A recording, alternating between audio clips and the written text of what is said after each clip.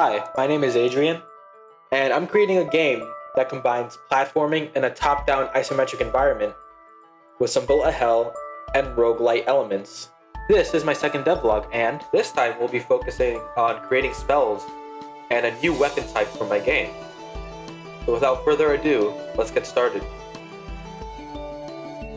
Before getting started on making new spells, I wanted to make a new weapon type for my game, since I don't want it to be only limited to 3 different sword types.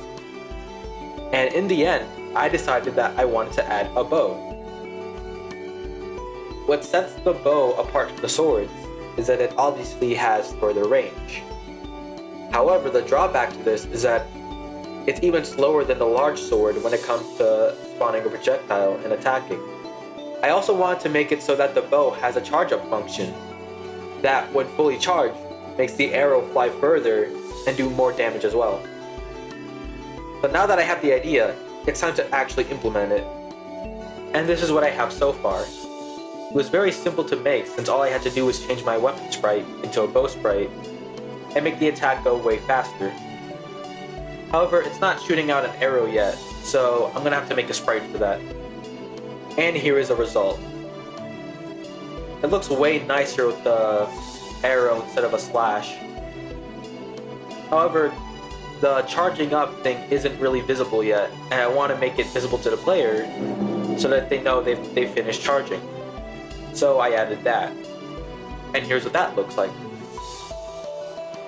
I really like this new weapon, and it finally gives me something else other than a sword. But with that out of the way, let's move on to spells. The new spell that I wanted to add to the game was the throwing axe. And what this spell would do is that it would huck a throwing axe into the air and land back down. This spell would allow you to hit an enemy on a higher elevation, and it would even allow you to hit an enemy that's jumping in the air. The inspiration for this spell came from the battle axe from the Castlevania series. So now that we have the idea, let's get started on actually putting it in the game. So after some coding and some art, we have this. Oh, that was not supposed to happen. And it's still not working. Hey, the hatchet's coming out now, but it's not in an arc, so I have to fix that. Okay, I'm throwing it way too high. There we go. And this is the final result. So far, it collides with enemies the way I want it to, and it can even collide with enemies that are in the air. However, right now it's really hard to use this spell, since the axe only goes a set distance. So what I want to do is make it so that the axe lands at your mouse position, making it easier to hit enemies. And here's the result of that. So far, I really like how it looks, and I'm really happy with how this spell turned out. What's great about this is that I can create the other spells that also can be thrown in an arc as well. Another spell that I wanted to make was dynamite. And just like the throwing axe, I wanted it to also be thrown in an arc. However, unlike the axe, I did not want it to cause damage upon impact. Instead, what I wanted to do is make it explode after a while, causing huge amounts of damage to nearby enemies. So that's the idea. Let's get started. This was very simple to make, since it works almost identical to the throwing axe. It just needed a different sprite. And here's what the dynamite looks like in game. However, I've gotta say, I'm not really satisfied with how it explodes into many smaller bullets. I actually wanted it to be an explosion. So I started working on creating an explosion sprite for the dynamite. And here's what that looks like in game. I think it's an improvement from the smaller bullets concept, but I'm not really satisfied with the explosion, so I'll fix that down the line.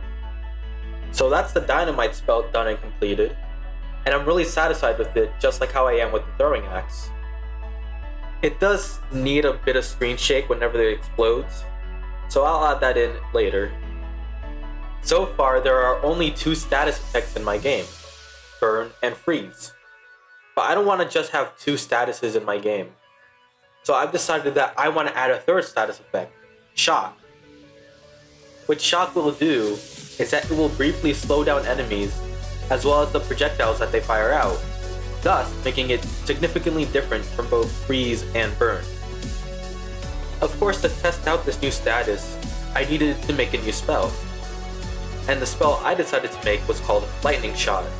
And what it does is that it spawns a lightning bolt at the mouse coordinates, harming any enemies nearby with the chance to shock them. So now that I have the idea there, it's time to actually make it. Here's the sprite I decided to make for this attack. I'm really satisfied with it.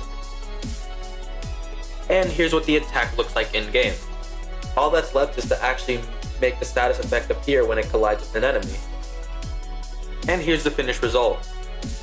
Just like with the other spells, I'm really satisfied with this.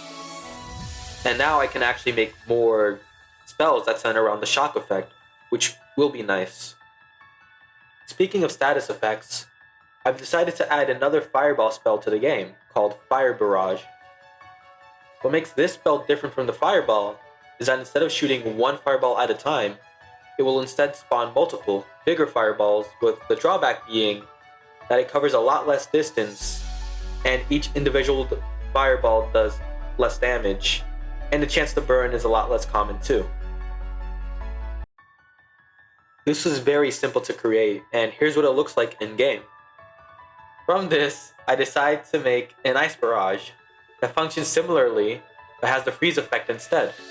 And here's what that looks like. And then I decided, you know what, since I'm already making something for freeze and burn, I might as well make a regular bullet barrage, which has none of the status effects, similarly to the magic bullet. And here's what that turned out like. And that's all the progress I've made this week. I've gotta say, adding more spells to this game has made the game a lot more enjoyable to playtest, since now there's at least 12 different spells to get when finding a sword, making each run unique.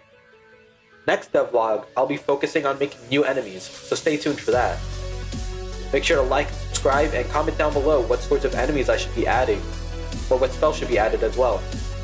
Have a great day. Bye.